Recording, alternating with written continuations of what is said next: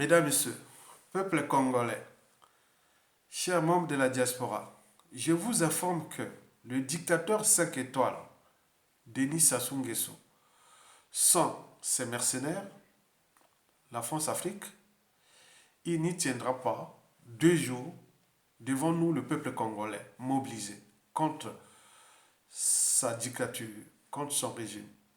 Je répète, sans ses mercenaires, la France-Afrique, Denis Sassou Nguesso n'y tiendra pas 2 jours face à nous, peuple congolais. Quoique, depuis déjà ces 15 dernières années, il entretient aussi des djihadistes dans notre pays, dans une population qui est à 85% non musulmans. Sassou entretient des djihadistes. Ils sont en dormance sur l'ensemble du territoire national. Et pourquoi faire?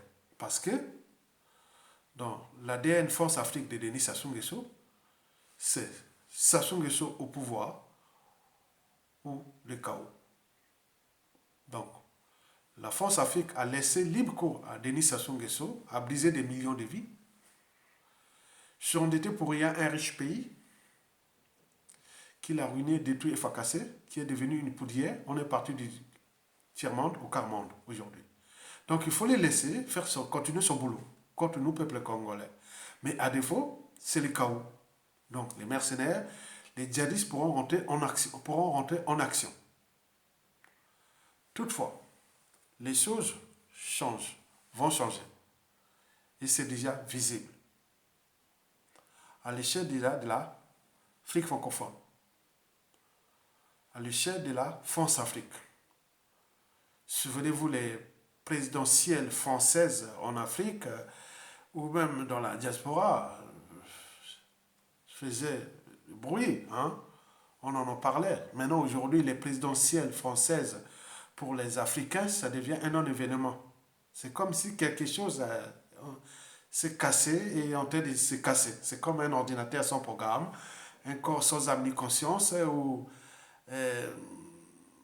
nos poules sans électricité. Il y a quelque chose qui ne va plus entre la France et ses ex-colonies d'Afrique. Donc il y a des changements en cours. Il y a des bouleversements profonds.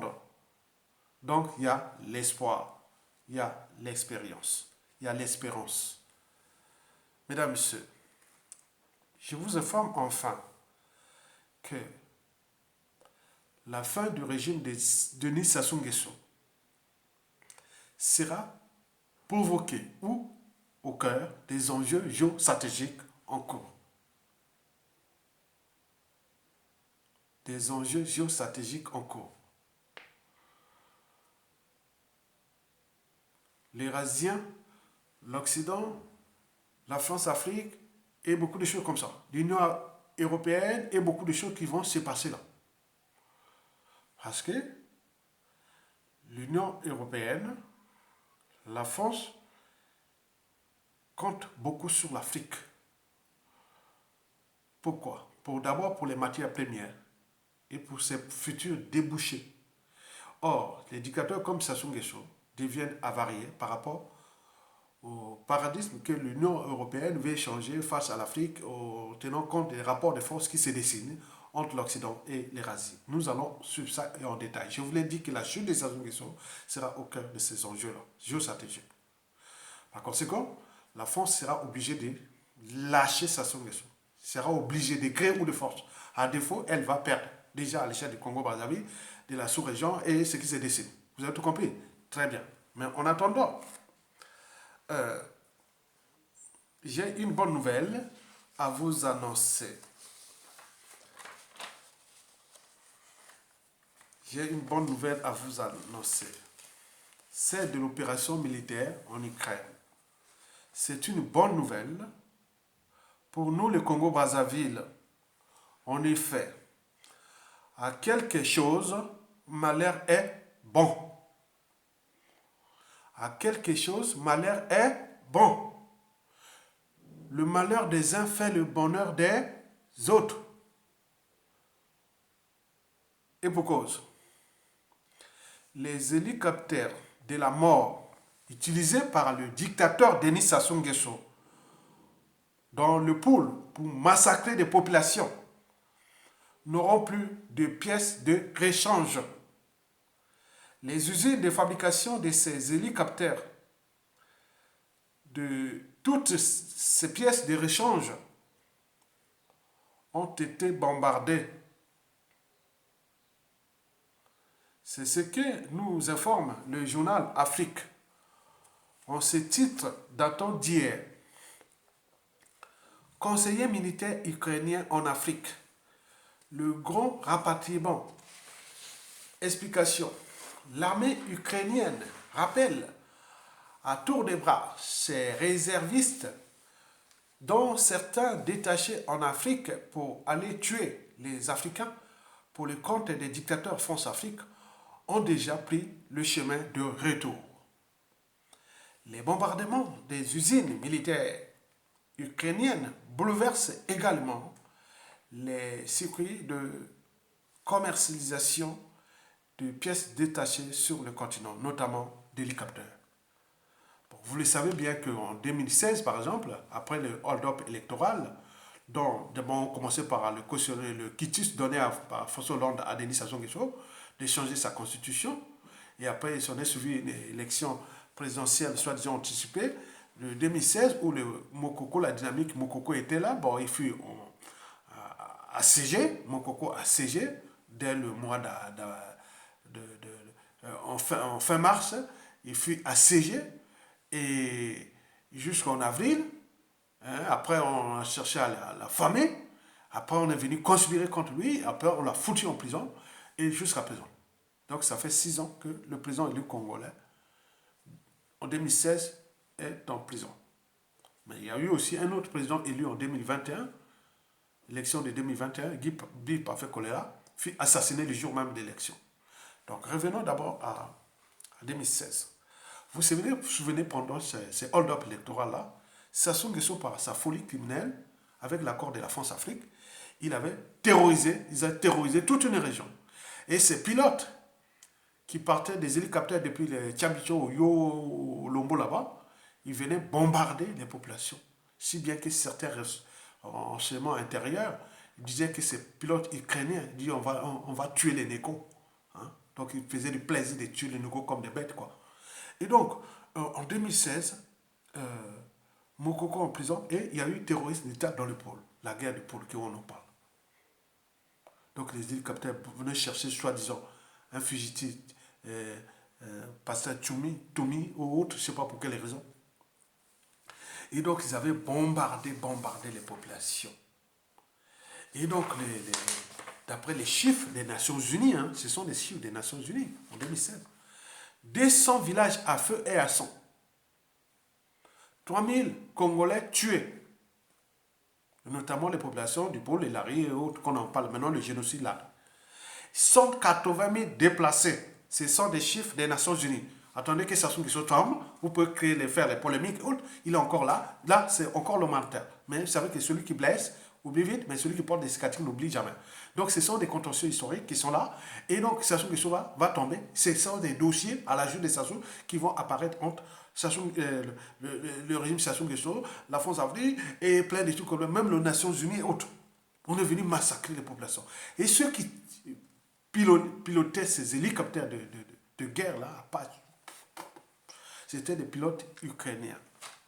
Si bien que dans certains milieux congolais qui luttent contre la dictature de Sassou Nguesso, et la dictature de Sassou Nguesso, ces mercenaires-là, certaines populations, oui, des individus qui font des incantations nocturnes et lancent des sorts, hein, ils lancent des sorts contre les Ukrainiens, car plusieurs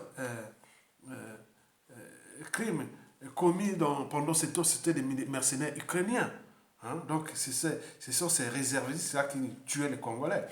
Et donc, il y a des gens qui continuent à faire les incantations nocturnes, lancer des sorts contre, voilà, que Dieu voit tout. Et voilà. Donc, ils sont venus nous tuer, ils nous ont massacrés, ils sont logés champion là-bas, sous couverture de la France-Afrique. Et voilà, donc ils viennent chaque fois terroriser la population et tuer. Et ça dure depuis déjà 25 ans déjà, qu'ils ne cessent de tuer les Congolais. Mesdames, Messieurs, peuple congolais, c'est un membre de la diaspora. Je vous rappelle que Dieu est grand. Oui. Chaque peuple a son destin. Ben oui. Il faut savoir que le nôtre fut brisé par notre rencontre avec trois agresseurs. Denis Sassou Nguesso, ses mercenaires et la France-Afrique. Et pour combien de temps encore? Mesdames, Messieurs, peuple congolais, je vous rappelle que la chute de Sassou Nguesso sera au cœur des enjeux géostratégiques. Denis Sassou Nguesso, de gré ou de force, sera lâché par la France. Les présidentielles 2022 là qui ne sont plus, en France, c'est un non-événement pour les Africains. C'est-à-dire à chaque fois qu'il y a des présidentielles là, on dit quel président français va être élu ou réélu pour aller tuer les Africains. Parce que ce qui est dans la... Il faut dire la chose comme ils sont. Chaque président français élu a tué toujours en Afrique. Et donc là, on dit peut-être le prochain tueur en Syrie ou autre, je ne sais pas.